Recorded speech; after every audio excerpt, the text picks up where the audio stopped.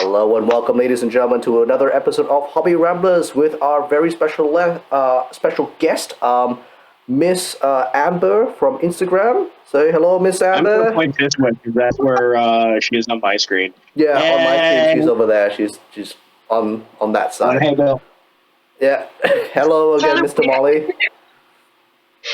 So, Miss Amber, would you like to introduce yourself?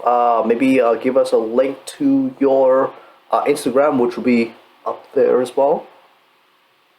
Yes, okay. Well, I'm Amber, and my is Warhamber, and I'm pretty new to the hobby, so I haven't I'm not specialized in any specific thing at the minute. So You're finding your way through. Yo. Awesome. It's always great to have somebody that's yeah. I mean, it's always good to have somebody with a fresh perspective on the hobby on the show because we get a lot of the old grizzled veterans that are in the hobby for decades on end, and we're like, oh yeah, I think it's something ridiculous. I think the okay, so we might have an interview with somebody later on that if we had him on combined, we all have about 60 years of hobby experience combined. Yeah. Well, I have my 30th anniversary in June. Yeah, for me it'll be 18. My very first game. Yeah, for me it'll be 18 years. 18 years. Yeah. So yeah. Your hobby's dad, and they can both vote. Yeah. Our hobbies can all vote. yes, compared to that's insane. 30 years. Yeah. I mean, the hobby is a really special thing. It is pretty amazing, and you never very much so. Yeah, you never really leave it, and everyone's got their own story when it comes to the hobby and how they started.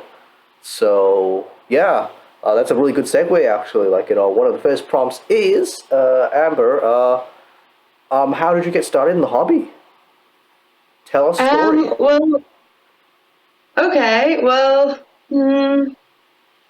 I only really painted my first miniature there in December, just there past. It's actually my boyfriend got me into it because he's very much into it, and I hadn't really seen or been around Warhammer or Games Workshop, and before that, and the last time I was 11, and that just they released Urquhart in Games Workshop. And my mum had a stall at the mall there, and so I went in because I got to go around the mall when my mum was working, and the guy who worked there let me paint one, and he gave me red paint, black paint, and white paint, and I painted it, and that was the first ever thing. But up until December there now, I hadn't ever played it before. Mm-hmm. But were you painting things in the meantime? Did you just come up and have a few models and break them out and paint them every once in a while? No, I actually I didn't have anything. I did art, and I like to draw, and I usually just paint the walls in my house because I didn't really know how to channel any artistic flow, if that makes sense. Yeah, totally. I had my boyfriend, he is really, really talented at it. I kind of feel bad that he's here than I am, because he is so much better than I am. He's really into it. I had saw his miniatures and stuff, and I thought they were so cool, but I just didn't think I could do it. Awesome. Look at these tiny little dudes. Yeah, that's exactly how I feel every time I look over at my own cabinet, right? You're just yeah. Every time I look over at my own cabinet, I'm discovering new things which I just forgot that they were there, and then rediscover them. Absolutely. And I'm like, ooh, I didn't know I had that. Ooh, I painted that pretty nicely. How the hell did I do that? I forgot. Yes, And that we- orange recipe is gone. We're too old for this. But that's awesome. That like through your boyfriend, you got introduced to the hobbies, started painting, started playing. What part of it got you hooked? What kind of grabbed you? well, I really like the artistic element of it because like I really enjoy the painting of it. But then Guilty. I Yes, started yes. learning about the lore and stuff, and then I'm also like I really do like tactical games. Like I really enjoy chess and things like that. I've always enjoyed board games, like tactical thinking games, and so like Aw, the humor just seemed like the amalgamation of all of these like things, and so like I've just kind of been as I've been playing the games, I've been learning the lore behind the characters that I'm playing, if that makes sense. So I'm kind of like yeah. Yeah. as I go, You're like, learning as you go along. You're learning as you go along. yeah. So, Yeah, and the aspects that you find exciting, either visually or on the tabletop, you're then going and digging into some of the background therein. Yeah. Which that sounds freaking awesome way to discover the hobby. yeah, guilty as Yeah. charged. Like, when I was a kid, it was a lot like that as well. Like, Oh, hell yeah. I would have my first games, and then like some guy would be like really really good, and then I'll be like I'll read more up about him because he just owned face, and it was like, oh cool, he's actually Yeah. got a book about him. I'm gonna read that. Read that book. It's like so one of my fondest memories was the memory that stuck in was like I think it was like way back in 5th edition where it's like I had a character called Colonel Iron Hand Strachan. He's a guy that holds a flag and he's got like a bionic arm, but he's a human. And yeah, he just punched a Great Out Terminator in the face, and it was just like he's dead. And I'm like, holy moly, okay. And he is one of the most badass mofos in the entire 41st millennium. Yeah.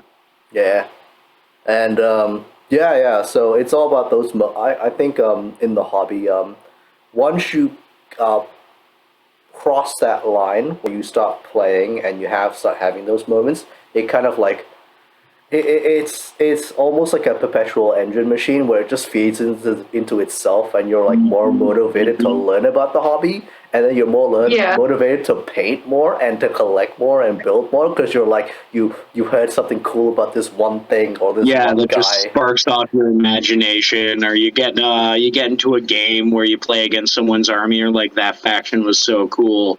Yeah, exactly. Now we need tier units. Yes. Yeah. Or what- Yeah, Yep. Exactly. Snowballs. yeah. Yeah. Just expands out into infinity. Yeah. Oh yeah, For sure. yeah. We get onto a lot of tangents and stuff in our hobbies and stuff like that. On a side note, yeah. if your boyfriend would like to be on the show, hit me in my DM and then we can arrange for him to come on the show yeah. as well, dude. Like For sure, like you'll be so feeling miffed off that you didn't ask him instead of me. I don't know him. That's the thing. I just don't know him. I just don't We'd know like him. to get to know him, hear about his hobby, and yeah. But right now, we're talking to you about your hobby. Yep. Yeah. Oh, jeez. Speaking of which, what's your main faction? At the minute, I'm working on the orcs. So I'm playing, and I never wanted, like, originally when I sat down and looking at the website at all the armies and everything like that, like, I never would have chosen the orcs ever. So just always thought they were dopey or something. Like, there was nothing called. Yeah, nothing kind of jumped out at you and said, like, this is for me. Yeah, I mean, but you know what? Like, as I've painted and like as I've come to know them and played with them, they've never let me down. Like, I am so emotionally attached to them all. Like, that's fantastic. Yeah. I mean, like, I mean, like the orcs were originally based on like chavs from the UK, like just very like rowdy boys. So give them personalities, give them names, especially like like give them voices, orc players are some of the most creative and like animated players I've ever played against, and when you Yes, play we are. them, when I you play a Rooks for Age of Sigmar. They take up two of the shelves over behind me. You want a wall? Yes, go do it. yeah. So yeah, So like I as a Tyranid player, going on to Necro player, which is Necrons in the lore are completely silent when they go into battle. They make almost no noise and they don't speak at all. They're like, but they just communicate in a completely different way, and it's just like all digital, and it's like, wow, wow. There is no war sounds. There's no heroic speech. There's only like, okay, you Necron warrior, get over there to sector whatever. I'm imagining like 90s modem sounds. That's the weird thing. Okay, so the Mechanicum, right? They do have like weird note modem sounds, but the Necrons Oh are yeah, they always communicate in like weird modem. yeah, and weird binary sounds and stuff like that. But like the Necrons are just like they're just completely silent. They don't make a noise. Well, They so don't their make a tech is sound. better. They're on Bluetooth. Yeah, they're on Bluetooth. They're all on Bluetooth, and it's just like that is. I like when I read that. I think that was like freaky as hell because that's freaky. Like Yeah, just dead silent legion of robots yeah. moving in an absolute lockstep. And be like, yeah, I'm gonna nope out of this one. Yeah, I was like, maybe this is not a good idea. Maybe we should evacuate like everyone else. And Tyranids You always just just yeah, and Tyranids are basically just incoherent screaming usually, and then like Clicking, gurgling, chewing sounds. yeah, It's like every ASMR channel ever overlaid on top of each other, and the volume turned up. yeah, it's not a fun sound. It is not a fun sound. No. I'm pretty sure if I did that, if I played that sound over my local game shop, like the guys would be like, "Don't do that again, Bill. Don't do that again, Bill." Never do that again. I am, for 40K, I am the most basic bitch in the world. I am a big time Imperium, especially Space Marine player. There's just something about 7 foot tall, genetically engineered super dudes who are shooting like, pop can size bullets that has captured my imagination since I was 11. I love the colors. I love how you can really customize an army just by painting it a certain way and give it a lot of depth, character, and lore to what is essentially a pair of shoulder pads on a giant ass mofo. On a big beefy guy with big beefy shoulders. Yeah, and big, beefy they're all shoulder pads. twunks. Every single Marine is a big old twunk. You just imagine like the big American accent. Big guns, big money. Oh man, like give them like a deep South accent, be like, "Oh, I do declare by the name of the Emperor." Yeah. I always imagine them as being more Texan. We're New Yorkers. That would be good too. Like, hey, yo, what are you doing on my planet, you fucking Xenos? Get out of here! I can actually feel it. I can feel it. That could be it. Absolutely. From now on, my headcanon, all my Blood Angels talk like they're from Brooklyn. Get off this planet, or we have to call in the Union. The Union is the chapter. Get the Death Company in here. We got to deal with something or other. Don't worry about it.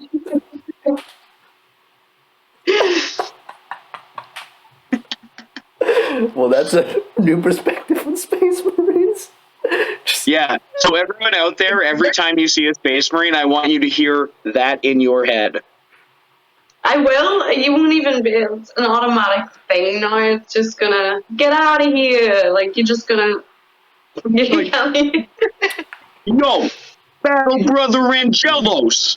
We should get our plasma pistols ready and shoot them on the overcharge. That's actually really Oh good. my god! Oh my god! You should submit notes, like voice notes.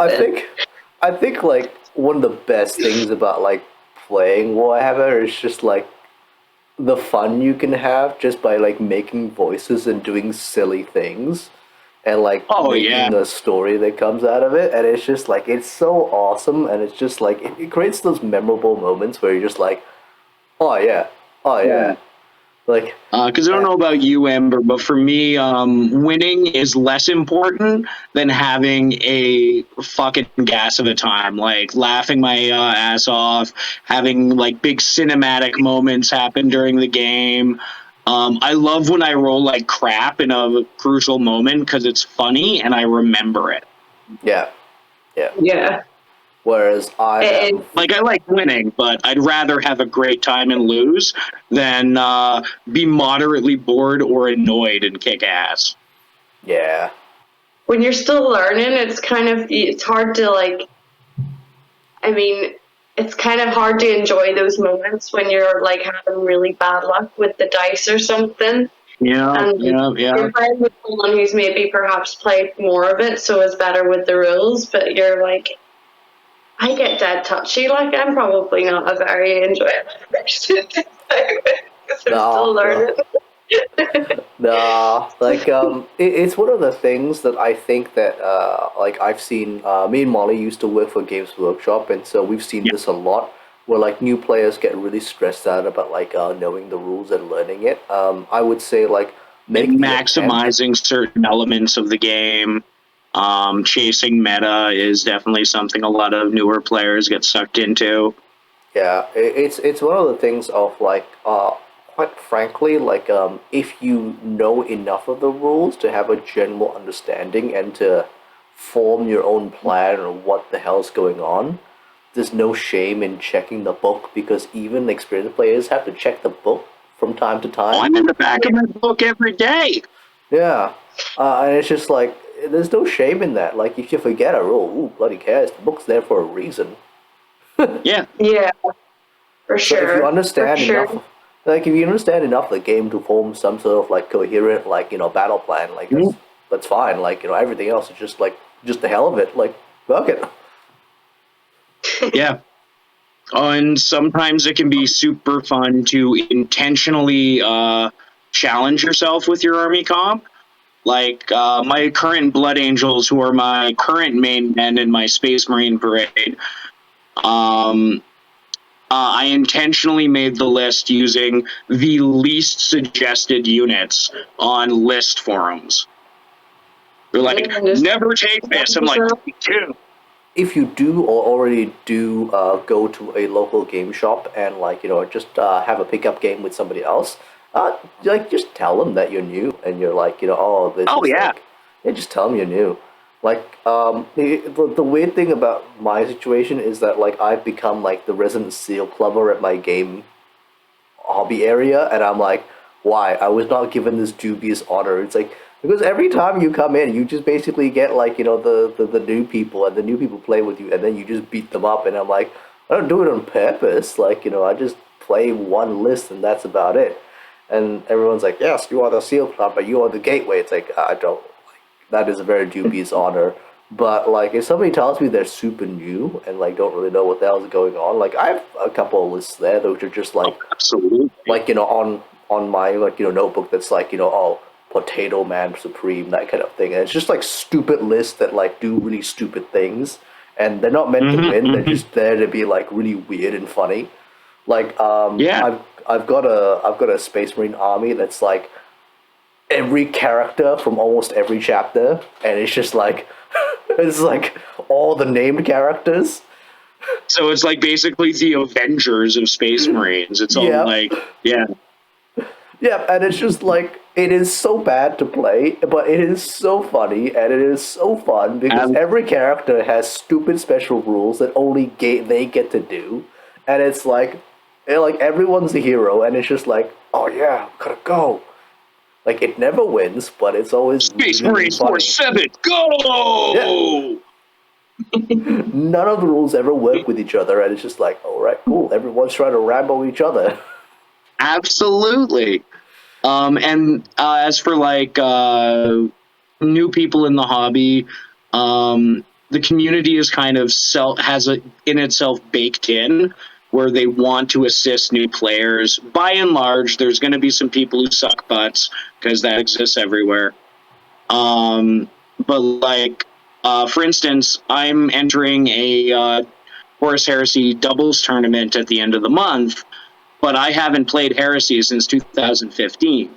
Like, just time and stuff got away from me. And I mentioned this in the sign-up forums, and they're like, I don't fucking care.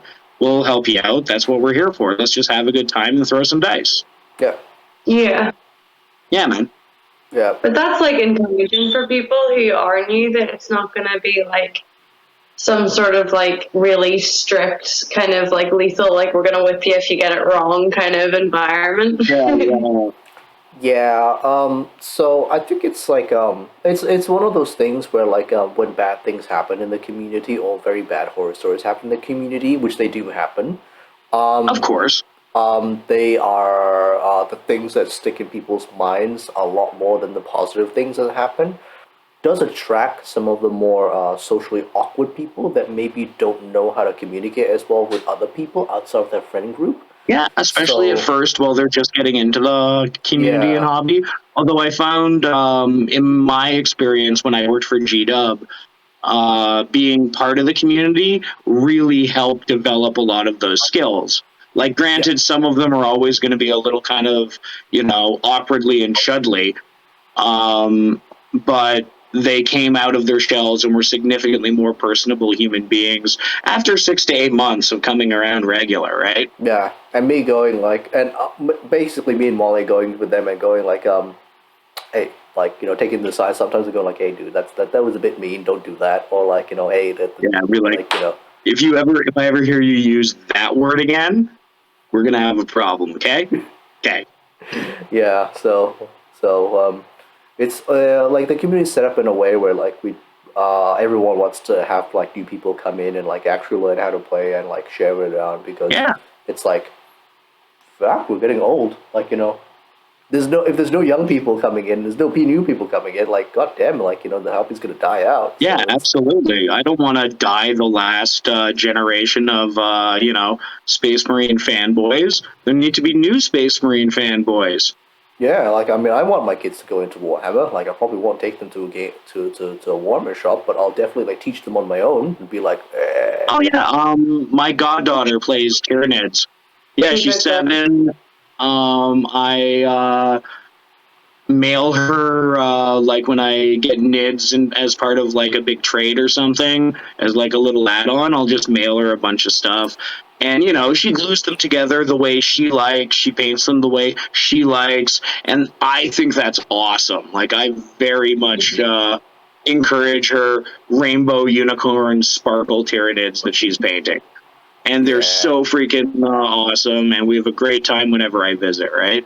yeah. I mean, I just got some color ship paints that are like super rainbow colored, and I'm like, ooh. Yeah! They're super duper fun. Sorry. Oh, is the phone being moved? Going on a tour. Oh, Take us on a tour. Take us on a grand tour of your collection. Are you sure? I wouldn't want to, I would hate to have to walk you around like all 19 bedrooms that I have, you know what I mean? I laugh because I live in a tiny little cube in the sky in Toronto. This is my tiny little cube. Yeah, no, this is most of it right here. Yeah, exactly, right? So yeah. Amber, like, what do you have any like upcoming projects or current projects which you're super excited about? Because what are you jazzed to throw some paint at? Yeah, or like throw some dice on. At the minute, I don't see. I've come to I've nearly finished my little orc army, right, for the kill team. So I'm still trying to paint up the terrain and stuff.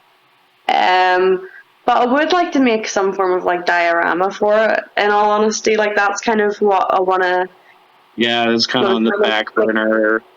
Yeah, like my next big project, I would like that to be like a big piece, and then I can play whatever army on it. But at the minute, like I'm still working through Sylvaneth and all the little tree people, the dryads. Oh, okay, that's new. I haven't seen that on the Instagram. Okay. Yeah, I haven't really finished much. I finished Sylvaneth, but I added some. Your first kids. Pardon? It's like you heard it here first, kids. You heard it here first, kids. Like I'm like, oh, like you never posted anything on Sylvaneth on your Instagram, so that's new. That's very new. I wasn't expecting that. I don't know. Just I'm giving things away now.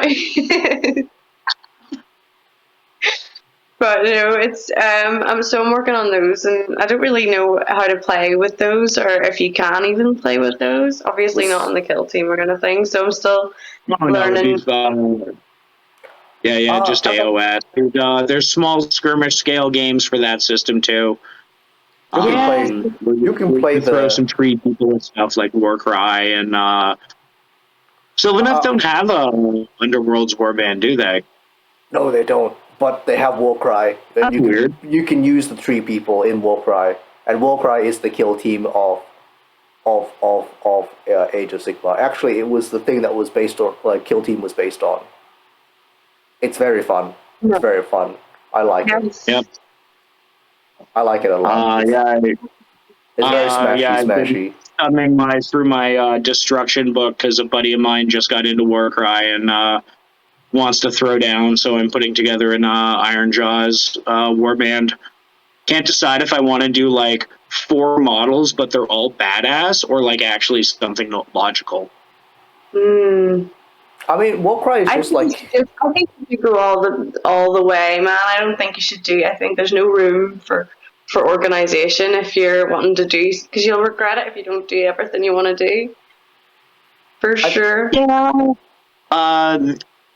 Just the idea of having like 3 pig missiles, like just big orcs on Gorgontas and a mega boss, and that's it, is hilarious to me. Yep. I've played against that. Unforgettable.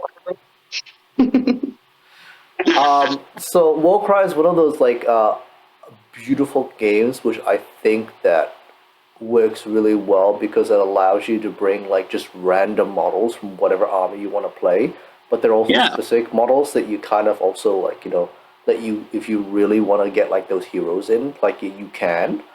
It's an excellent way, much like Kill Team, to build towards a larger, full fat 40k or AOS army. Yeah, it's actually a lot more like open than Kill Team in that respect. It is in that respect. So, for example, right, like my most recent game in Warcry was I just put down 8 Chaos Warriors, and a Slambo, like he was my like exalted champion of like Chaos. He was like, I have 2 axes, therefore I am better. And it actually worked real well. It was just a bunch, like 8 dudes, just like kind of in like very loose formation, just walking up the field and going like, we use chaos. We have heavy armor and big axes and big shields. And it was just like hold objectives. We're like, no hold objectives. We come in and take your objectives. That is our way. And it's real freaky when you can do that to like orcs, the uruks, and like even like mega knobs and stuff like that, and like the big like uruk brutes and stuff like that. You can kind of like push them around a little bit. And it's like, whoa, okay, that's nice. We'll have to add that to the list of things to throw down for when we finally do our visits. just do classic Chaos Warrior, just a bunch of beefy lads in big armor, big shields, big swords, just going like the cover Furious art, and Chaos. the cover up of some weird metal band, and it's just like, oh. And, Fucking awesome. Yeah. So besides the Sylvaneth, I think you've had a long-standing project with the Nighthawks for a while. Is there can we expect anything from that? Do you have any more Nighthawks to paint? Amber. Sorry. Yeah, that's directed towards you. Sorry. I cut off. You went all jumpy, and then it all kind of came out at once. Oh, Yeah, the okay. joys of technology. We're, well, we're on 3 different fucking continents, which is pretty cool that we're all chatting, but sometimes it glitches out a little. Yeah. Yeah, my internet is awful at the minute because it's so stormy. Oh, Sorry. shit. Yeah, it happens. sorry. It happens. Yeah, you better be, Amber, for controlling the weather. And I'll have to go out there and start a fight. Start a fight with the rain. Listen here. Well, do like me, like an Aussie, and just blame the NBN, the National Broadband Network. Go like, damn you, NBN! You suck To so be bad. again. You suck so bad, but cost so much. I know, right? So annoying. Oh my god, the Australian NBN, that is a story and a half. You could write a trilogy about how badly that went. That was like, oh yeah, we're using fiber optics. Oh wait, it's too expensive. Rip up the fiber optics and put down copper wiring. And I'm like, that didn't happen. Communication network for shit. That did happen. That was part of the big scandals, and I'm like, oh god, it's gonna suck so much balls, and it does. But alas, we were asking about your dope-ass Nighthaunt that have been on the go for a while, and whether or not that will evolve into something more. Yes, well, I still haven't finished the Black Coach, and I had like such big dreams with that one. Like I had a whole vision in my head, and then I painted it, and it looked so shit, and I was just like, so I had to restart everything, and then I had one of the wee Reapers painted, but now I feel like I have to repaint them to like rework them with the reworked Black Coach. Yeah, works with the new reworked Black Coach. So Here's the curse. It's so annoying. So kind of, I'm having to rework the Black Coach before I can like rework all of it as like amigos at this point. You know what I mean? Because I want them to be kind of uniform as well. But no, I hate when it doesn't, like the final outcome never wasn't like, or like just the last highlight is just like a fraction of a shade off, and you're like, it's too much fucking orange, man. I can see it from a mile away. Just throw it away now. Like, I'm done. It was kind of like that. It was like you get 75% of the way done, and then you start questioning the whole fucking process from the start, right down to the fucking base, and you're like, oh my god, I've just ruined it. I'm very much the opposite. I'm questioning everything leading up to that last 25%, and then I'm like, yeah, bitch, I got this on lock, and just start going in and doing the details. But leading up to that, I'm like, I hope the red I have in my mind is going to mix out the way I think it is. Yeah, I think everyone gets that. Like, I'm about 50-50 on that. Like, the first 50% of the model, I'm like, this looks like shit. And then as soon as I put on, like, an oil shade or something, it's like, ooh, okay, it actually doesn't look like shit. Yeah, trust the process. It's, I only say that because I do actually have a Nighthaunt's army, and I need to put up some pictures, more recent pictures of that, because that is a Quentin Tarantino horror movie themed Nighthaunt's army. Oh my god, I totally want to see that shit. Yeah, like Quentin Tarantino did a Ghost Mansion movie where like all the ghosts were like red. So I took a lot of inspiration from that. So like all my ghosts like stuff are red, and the cloaks are like burnt on and singed white robes and stuff like that. And like there's a That lot of sounds super spoopy, gothy, good times. Yeah, man. yeah.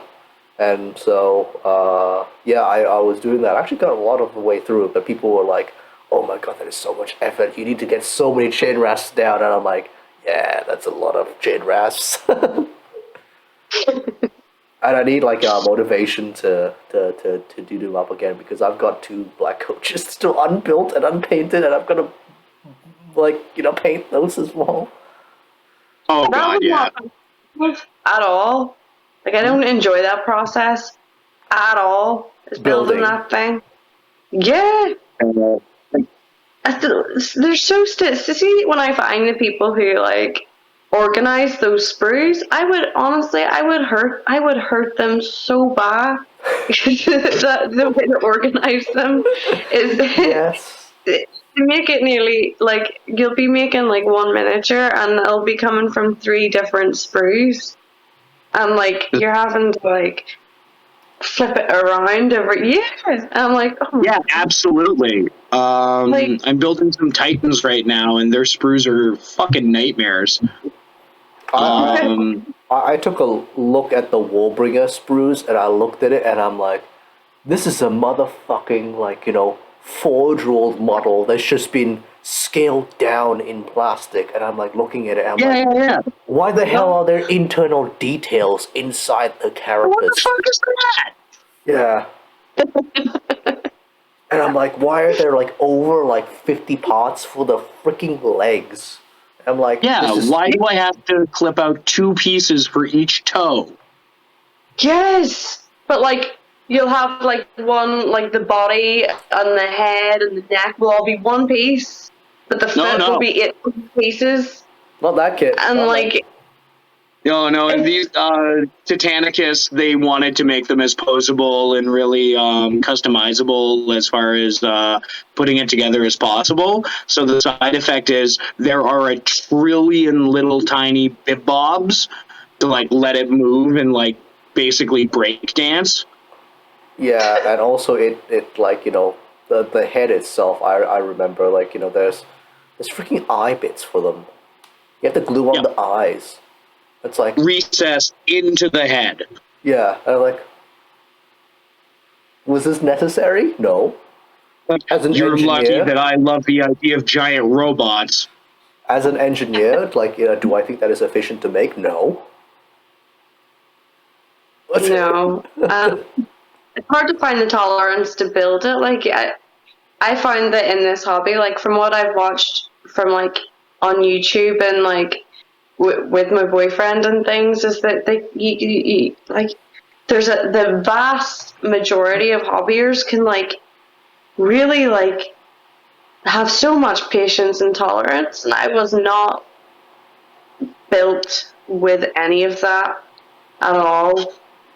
Yeah, So- the super glue hold, sometimes that gets me when like, Bond, you little son of a bitch. Yeah, I feel like the Happy Gilmore of like hobbying, like it's terrible. I think Like the I'm building. swearing at like screws. I usually like okay. So what I like to do is basically like there's always somebody in the hobby club that really likes building but hates painting. I love kit matching. Like I like taking multiple kits and chopping stuff up and making something unique, but that's usually for a very small scale project or a single miniature. When I'm just assembly line building, like a bunch of dudes, yeah, it's the penance we pay, right, in order to get to the fun part. Yeah, I'm like, okay, by hook or by crook, like, if I really don't want to do this, I'll get somebody else to do it, or like, somebody else will want to do it for me. It's one of those and the things. community is really good about trading stuff like services. Like if someone hates building, but like is super good at those last little like hyper details, they'll just be like, "Hey, build my army, and I will put eyes on all of your little men." Yeah, and that's usually like a fair trade usually. Mhm. And also Amber had a power outage, so that was pretty scary. There's a big storm outside, and has knocked over some power lines. I'm assuming that's what I'm imagining in my mind.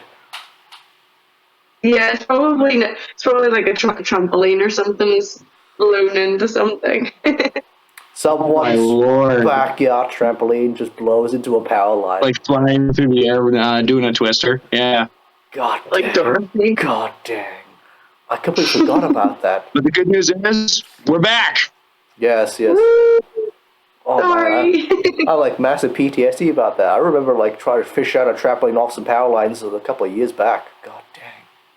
Yeah, they're dodgy AF. They go flying everywhere. I've worked a lot of jobs, man. I make money where I can, dude. I'm like, Hustle, hustle, hustle. town council calls me up to do some town council calls me up to do some dangerous jobs. I'll fucking do it, but you pay me. The mercenary spirit. Yeah. All right then. We're on our last 20 minutes of the segment, so let's head on to the third prompt. So Amber, is there anything that concerns you about the hobby or the community, both in the future and currently right now? So, no, it's hard to say about right now because obviously with all the restrictions with like the coronavirus and stuff, that's obviously, and because I'm new to it, that's the only kind of perspective I've had of it. So obviously that's not a good well-rounded assessment. But for me and for people who are new in it, I suppose it's quite a big and scary world to try and get into. So I feel like Yeah, because you've been in a little awesome Warhammer pond, with just like your boyfriend, I assume a few other chums who throw dice, and then there's this giant world of hundreds of thousands of gamers.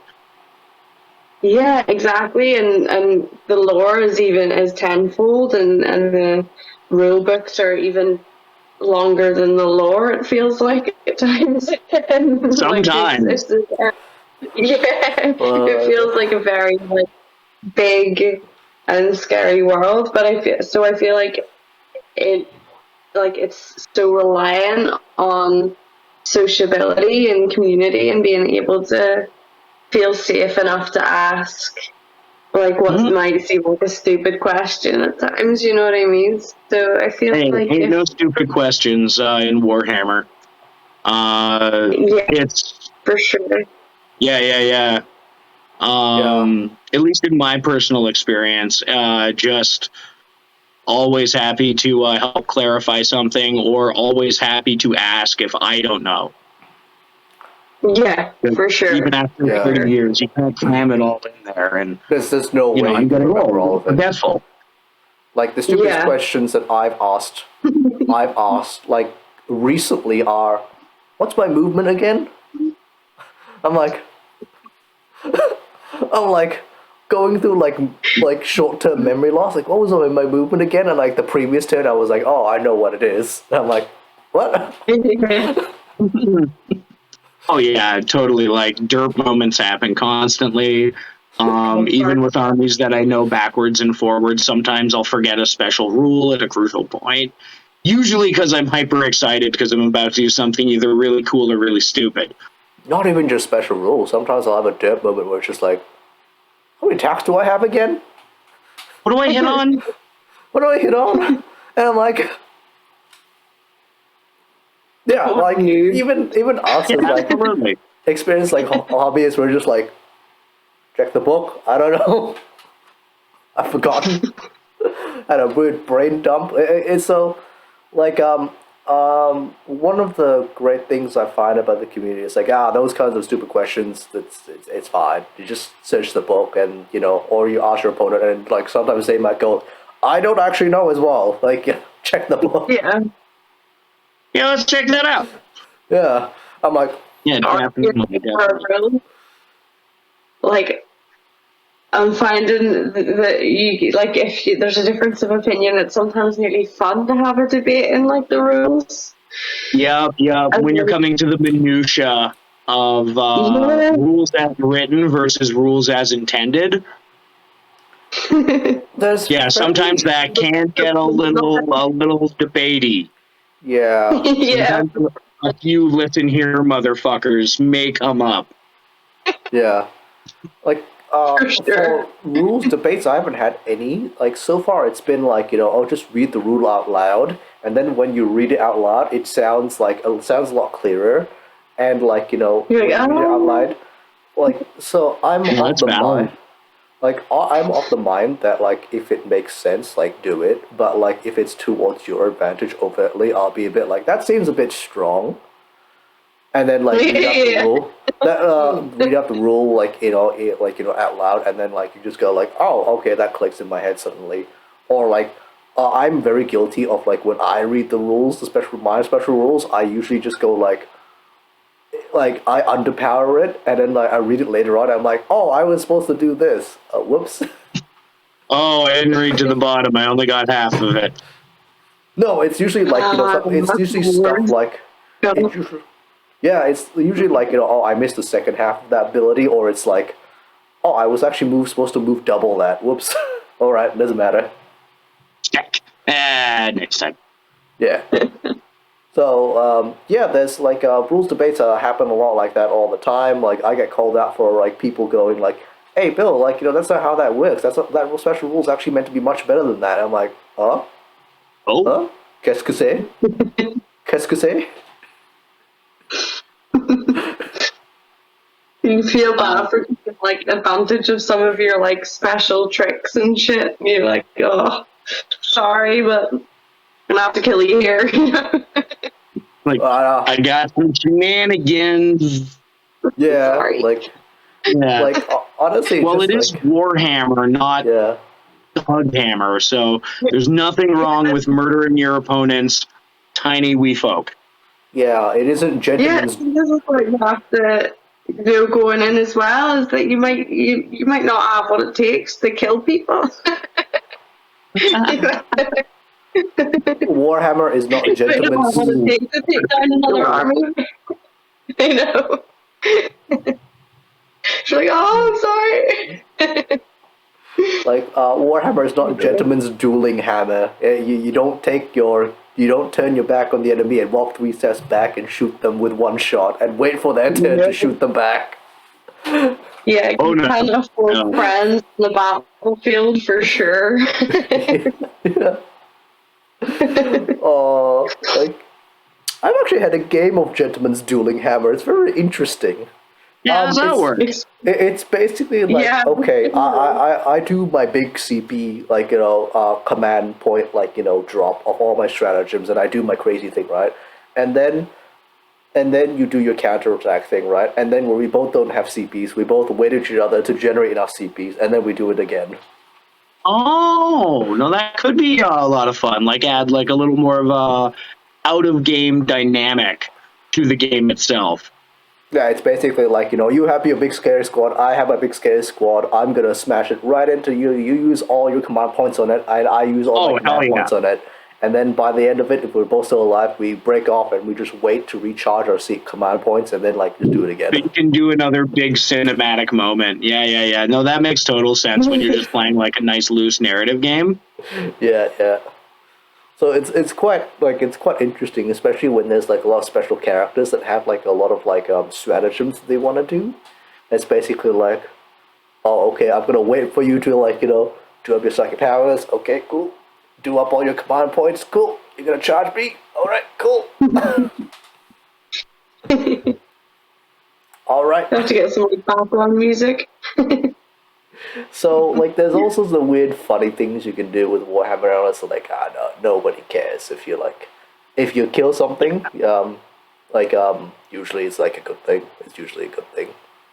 Oh, unless you kill the wrong thing, and it then allows for the thing you probably should have targeted to be in an advantageous position to feed you your own butthole in the next turn. Like, Yeah, it's always like when it's a backfire kill. Yeah. Like that's or like you get too minute. focused on one threat. Do Like, you- kill it. Oh, it's dead. Oh shit, there's another one. Yeah.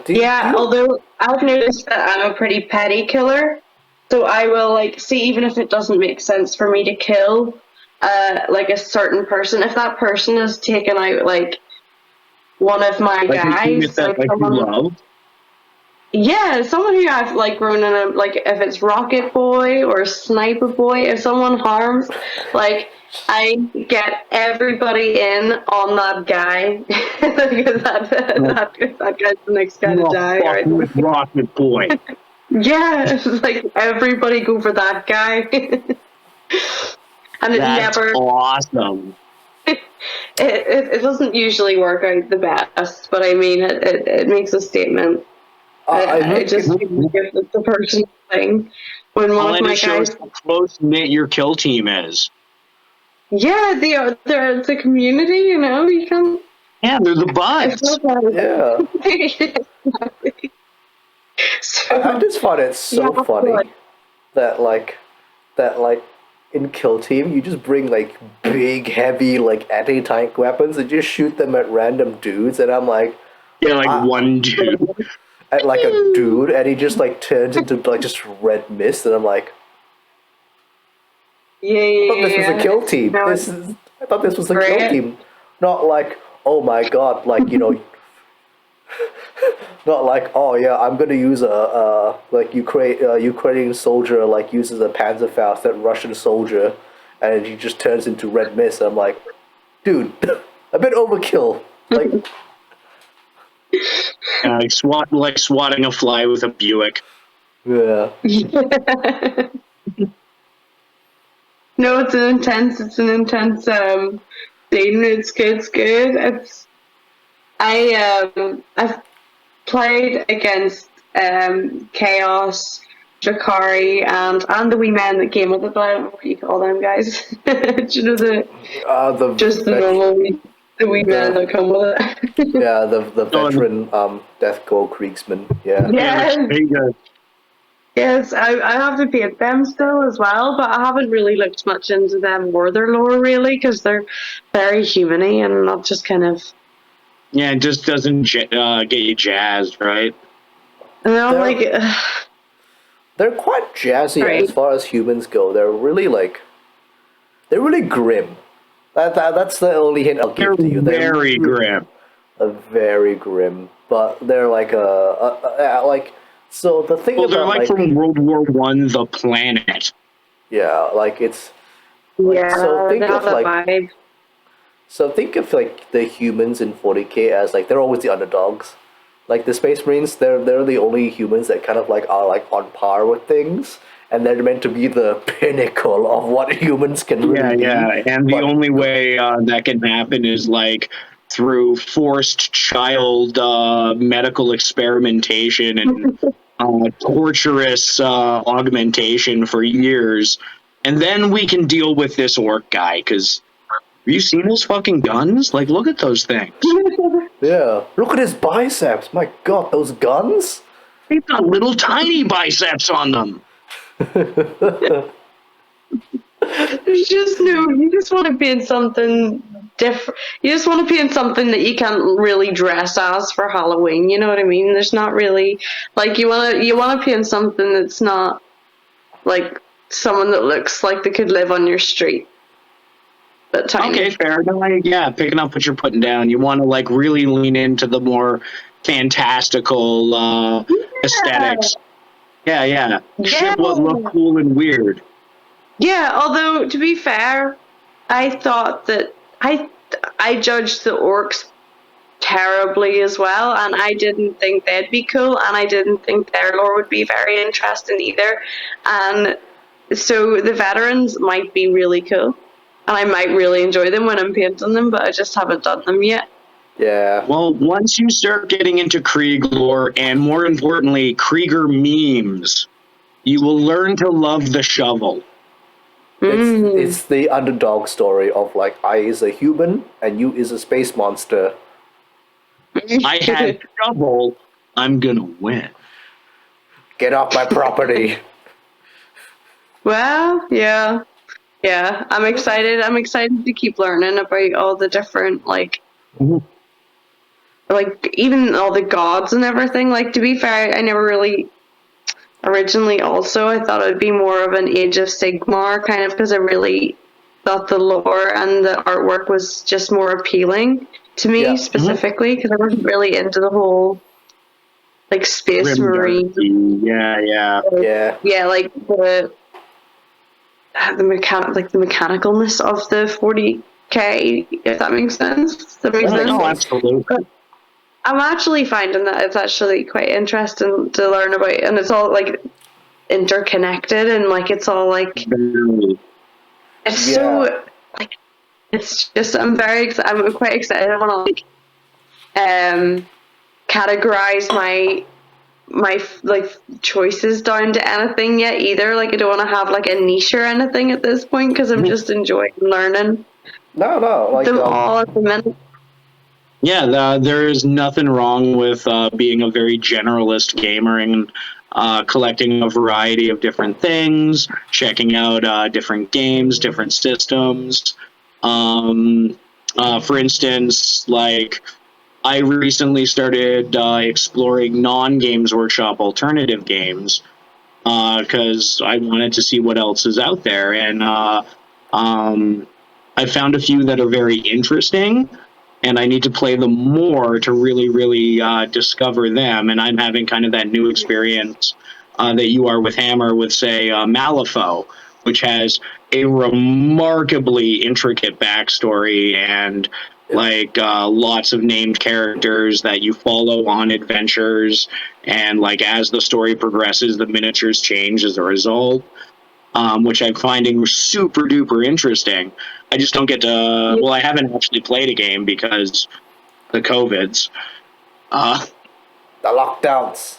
With in terms of like Warhammer, like even me and Molly, we switched between like Age of Sigmar and 40k and even the Horus Heresy. Horus Heresy.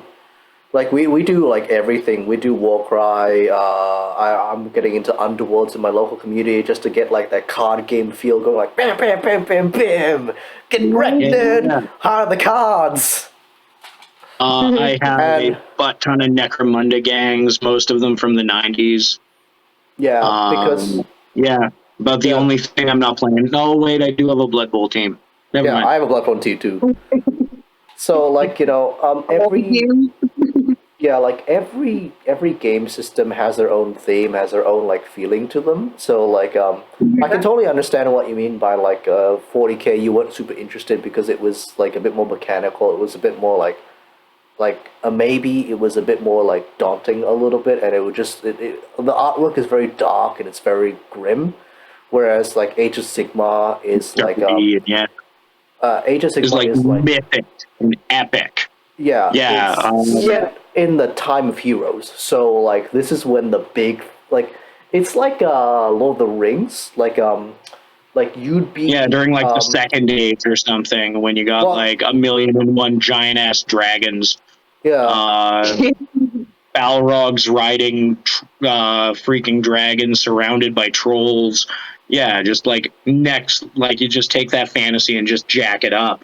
Yeah, exactly. Fantasy level is Age of Sigmar has more of a fantasy level, whereas Warhammer or 40k is more like sci-fi. Nearly, it's more like sky robots and like men. Yeah, and like yep, definitely. Yeah, and based on like fictional science, but everything is still stratified and a little more like. Realistic is so the wrong fucking word. But like, at least based partially in a material universe that obeys the same laws of physics as us. Mostly. Yeah. Where Age of Sigmar, it's like, what the fuck's a planet? No, man, there's these 9 realms and they fly around and Yeah. Yeah, there's a central big awesome dragon that was the descent like basically all these other small dragons are the descendants of, and he helped Sigma create and forge these 9 realms, and then that kind of thing. And you're in the Age of Heroes, shit's happening, there's hope going on. Whereas Warhammer 40k, it's a bit more bleak, and it's it's the difference between second age Lord of the Rings and third age Lord of the Rings, and it's oh, okay, wow. Yeah, I can totally understand where you're coming from, but I'm really glad that you decided to have a go at both because, it takes a while for people to try and explore both, just because But I'm really glad that new people get to experience both because you get to make the choice of what do you like, what do you like, what experiences. Yeah, also, for sure. Yeah, absolutely. And since both systems are similar but different, they have a very different feeling of how the game plays. Where I find 40k is a little crunchier, a little more rules, very stratified. Where Age of Sigmar is a little more hippy dippy, a little more flow to it. Yeah. That's what I want to get into that. I want the next board game obviously will be Warcry, because that's obviously like you said, that's the Age of Sigmar's kill team. So I would like to get the gateway drug. Yeah, for sure. So that's what I wanted to learn at next. But I want to get a diorama again. I want to make another board game that would just. Do a diorama. Oh, absolutely. Do a diorama. Do it. We will happily like the crap out of it on Instagram. Thank you. But no, it's so much fun. I want to make something that's versatile and that it can be played throughout. That's where I want. That's where I want to. Yeah. That's kind of like the plan of attack. That's good. That's good. Honestly, I've seen some amazing dioramas from you, but it's also just dioramas I find are a really fun aspect of the hobby that is the chillest part, because whenever you bring down a diorama to play at the shop, it's always holy fuck. Everyone's whoa. Yeah, because you've captured the specific nanosecond within a series of actions, right? And if people are allowed to play for that for the day, you'll be the person of the hour, honestly, for person of the day. It's just oh shit, okay, help this person get this thing in the car again. Help this person pack this up. Does this person need coffee? Does this person need a drink? Holy crap. Have you seen this? Yeah. I might start taking mine out now with me wherever I go. Have you seen my diorama? Do you know who I am? Yes. Whenever I take out my Tyrannic capillary towers and bring them over, I'm I am the zoanthrope for the day. I get the snacks for free. The king. That's awesome. People. It sounds like that'll be a really good fun project. I don't want to ask too much because I want there to be a surprise for sure, when we get the big reveal. But you mentioned that it's going to be something that is usable in any system. I would like to create. Yes, I would like to create. It's without giving too much away, and also because I'm still in the very early stages of planning this, and obviously I will have help. Notes on coffee stain napkin stage. Yeah. So I would just what's on the napkin at the minute is a game table combined with obviously a playable board as well, but I would like there to be some sort of with the terrain pieces, I would like them to be versatile. like I was thinking about something that was flippable, like that you could change the scenery depending on like the game that you're playing. The terrain pieces would that's be the same. smart, yeah. Okay. And that would just be really cool to be able to go whip. Yeah, like cool, like done, like that. That's the idea in my head. But I mean, I like to be able. I like making things that have like more than one use, if that makes sense. Mm-hmm. So like that's what I'm gonna try and incorporate in anything in terms of the projects that I'm gonna do. And I'd also like to start looking into, like I said, new armies and stuff for my kill teams, because I've only really played the orcs, and I'm afraid to not play them because I'm winning with the orcs, and You're like, I'm oh god, if I had banned New Yorks, I might lose. Yeah, I'm afraid how much of that is on the orcs and not me. So we're just sticking with the orcs for now. But yeah, no, I'm excited to dioramas and orcs just for now, and some triads and some night hunts, and need to finish that's with Black Coach. that's quite a lot on the plate, yeah. Yeah, that's quite a lot on the plate. That's quite a bit on the plate, honestly. Yeah. Yeah. Oh. But comes in wee phases. Like I'll work on it for like 6-7 hours a night for 3 nights, and then just like nothing for like 4 days, and then I'll be back at it for like it's never like every single night or anything. It's always like I'm there or I'm not at all.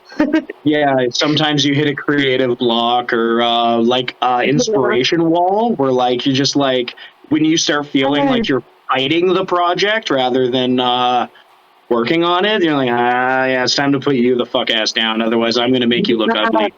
Yeah. And make it when it starts to feel like a chore is when you need to put it down because you're going to fuck it up. That's what I do. Yeah. Totally or can relate to sometimes, that, yeah. like if I'm on like a timeline or a deadline for a project and I have those moments, I'll just switch to something else for like a couple hours just to get my like boots going again. Because then I can go back to assembly lining like a bunch of dudes that I'm just like slamming my head into the wall because I have to paint like 10,000 little pouches. Yeah. Yeah. The worst. Yeah, I mean, tomorrow for me is going to be Imperial Fist Day, and I'm like, oh god, so much yellow. So much yellow. Oh, and so much panel lining. So much like getting into the recesses and so much shading. Yeah. So that is the most draining part of it when is when it's so repetitive and there's so much of it to do. This is half. This is half. Behold his future. It's half. Yeah. It's half a commission. I'm like, oh god. But it'll be worth it when it's done, and I can it's for a new person actually. So it's somebody new in the community, and they wanted to do the Imperial Fist, and then it was just like, okay, I'm gonna pay you to do it for me, Bill. It's like, oh, sure, okay. Smart move on their part, considering yellow is literally the second hardest color to achieve. Yeah. I mean, they have a apothecary in there. Do you? Oh, good, an apothecary. The hardest color. Are you saying, Amber? Sorry. I was just saying. So then, do you see if you when you commission paint, then do you get to paint? I suppose you get to paint all different kinds of miniatures, and do you have any sort of limit on what would you say no to any sort of miniature? Yes. I tend to like to stray away from box art stuff. Like if somebody tells me okay, cool, I want it exactly like this, I'm like, or if it's like very, very generic, very, very dull things. I find painting Ultramarines and Black Legion extremely dull. So I will not want to take it. Or if they insist on it, I will charge double. Yeah. I've definitely taken projects on where I've discussed with the client and ended up with a color scheme I liked a little better. So like slightly altering like the base thing, being like, no, trust me, look at this. I'll show you a test mini. Doesn't that look so much cooler? Yeah, I know. Blah. And then you can kind of take the project back over that way and have a more enjoyable time. Yep. Yeah. I'm sure it's hard if you paint on commission to paint through things that you don't necessarily find excitement in, because you hit walls. Like, you hit a lot of walls, and it takes so long. That's why, like, I charge double, and it's just like if they really insist on me doing it, because it'll take double the time. Mm-hmm. And you have to recognize, and the client usually is pretty good about understanding how much time goes into Warhammer because they fucking play it. Yeah. But For it's like, as a person, you can't just say, like, no, I'm not going to paint that. That's, like, I just don't want to paint that. That is so dumb. And it can be for any reason, like, you don't feel like painting it, you don't have the time, the project is too big. You're like, no, I don't want to do that. Like, you just are not into whatever the project is, like, be it for aesthetic or personal reasons, right? Yeah. Like, I know a lot of historical World War II gamers, and I understand the hobby, but I will never paint a World War II German army for anyone, just out of personal principle. Yeah. I'm not painting little red armbands, man. Sorry. Yeah, whereas like I would paint like most things, but it's basically based on like the interest of the hobby and what it's there for. So like somebody can paint me like 5 figures on a commission and give me like a fuck ton of things to paint. But if I'm excited about the project and like I know what the fuck's going on, and they're gonna give me the a lot of my commissions are basically like they give me a color and I just run with it. And they're like, oh, just do whatever you want. I know your style build, so just do it. And like, oh, okay, sure. Yeah. Your inspiration is green. Yeah. Which are usually the best commissions. But those like really are, when they trust your creativity. I find sometimes it can be daunting if the client tries to be too hands-on with the process, especially if they don't understand the artistic process quite as well, like if they don't have an arts background.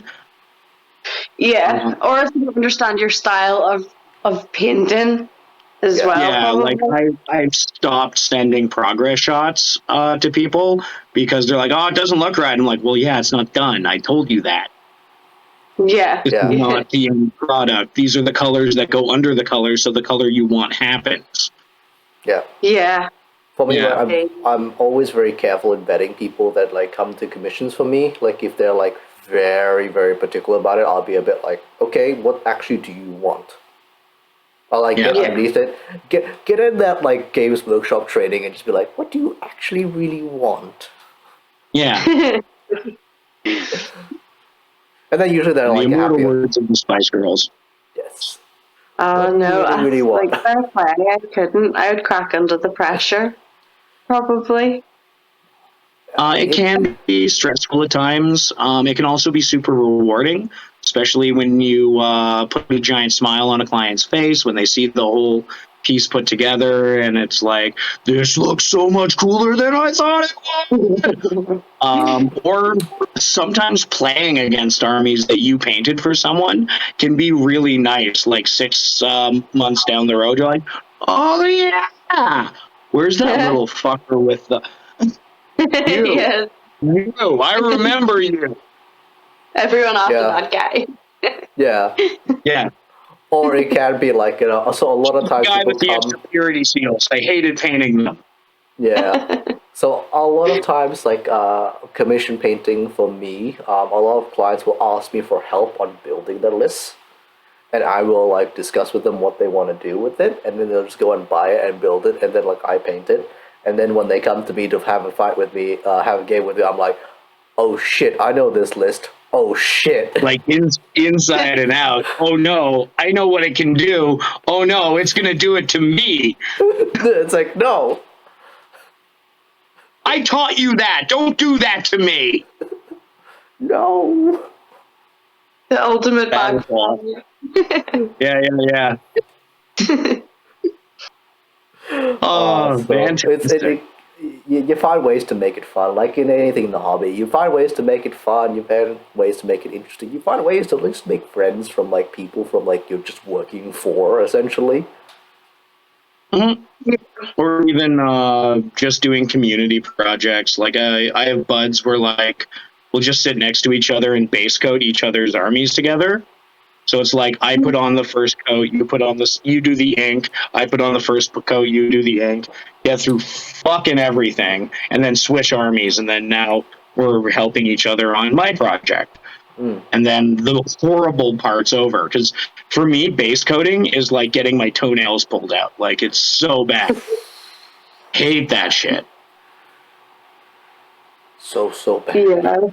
So Yeah, once you get into the details and you can start like playing with colors and technique, that's when it gets fun again. Yeah. It is just when it's like stumps your creativity, when it's like just doing washes and repeats, and like that's the Yeah. stuff that you just have to get through to go through, and then you can like give him tattoos and like add lights and do all the fun shit. Like that is the best part of it, is those wee details that make it your own as well. And your art. And 100% agree. 100% agree. Yep. 110% agree. Like big part of the hobby is just making the army your own and just making it interesting and just making it like look good and like the way you want it to look good. So honestly, don't be too discouraged about the community. Don't be too discouraged about asking people, and like again, just like ask like strangers to have a game if you want. Like like most times people are like, okay, I've got an army here. Okay, Yes. might take them a second to like respond with like an okay, like because they're thinking like, do I have my stuff here? Did I bring stuff here? Okay, yeah, I brought stuff here. Because or if your local community does doubles tournaments, it's a really good way to learn a system and integrate yourself into the local community by meeting a lot of people, because you're playing with another person, and that'll change every table. You'll get like another partner. yeah, and I think it's like it's one of the funniest combinations. Basically, yeah. Yeah. You get to do like a lot of really funny, weird things. So yeah, but it is Nice. good. It is good. But I think that is the end of the segment because it is now almost 7 a.m. for me, and I need sleep, and I need to get to sleep. And I'm tipsy, and I'm yawning now because not because you're boring, because I'm just really damn tired. I'm really damn tired. Yeah, it's the joys of trying to pull off our little shenanigan show on two different sides of the planet. It's always god awful o'clock for one of us. I know. I'm sorry that I cut out, and I'm sorry that I don't know much. Don't worry. I think the conversations were very good, and like I think it touches on a lot of like things that like new people would be very concerned about, and also have like are a bit like not very confident about, and like it also touches on a few and things hearing that, those things voiced, yeah, and also we touched on like quite a few things on how like that we didn't even know new peoples were excited about. So that's also really good for people to as know well as reminding us grizzled old vets what it's like to be a newer gamer. And just discovering this wide world of like Games Workshop's intellectual properties, because they're vast, they're interesting, and the first little bit of getting involved with them is like stepping through the closet into Narnia, right? Yeah, it's such a big world, but at least it's exciting, and I do think that there is an element for everybody, like if it's the tactical side or the artistic side or the the lore, like I do think that there is something for everybody in it. So it's cool. Like, what's not to like? Exactly. Get out of here. 100%. Yeah. Well, right on. Right on. All right. Fantastic chatting with you. I look forward to seeing that Night Haunt stuff get up on your Instagram and the evolution of your diorama come to life. That'll be something that I'll be keeping an eye open for. Sylvaneth. Yes, I need to finish Sylvaneth and all of his mates. And I need I've to got finish so my. much finishing up to do. I need to finish. Always. It's never ending. Yeah.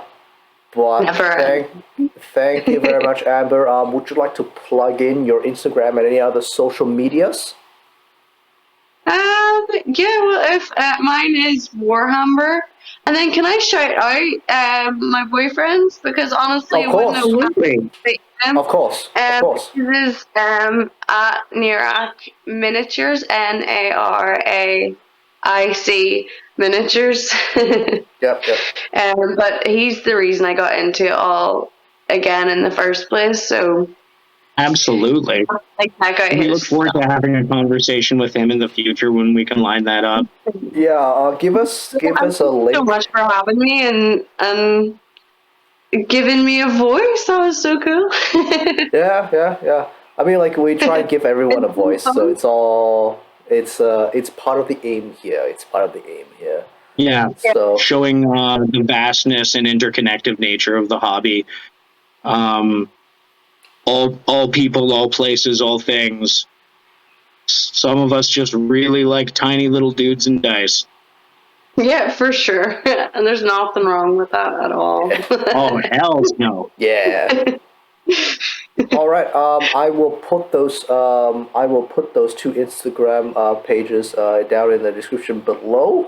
Whenever So that check the is out. doobly-doo. Thank you so much. Yeah, and thank you very much, ladies and gentlemen, for making it all the way to the end. It's been a bit of a longer video, but I think it's well worth it.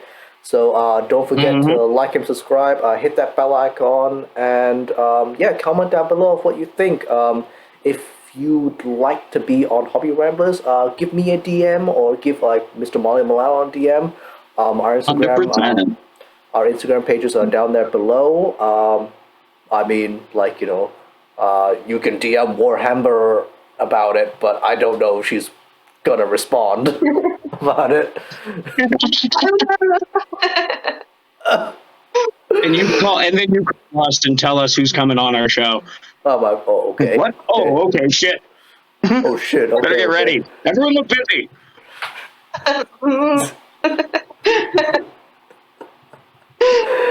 All right. Okay, have a good night, everyone. Thank you very much. Bye-bye. Bye-bye. Adios.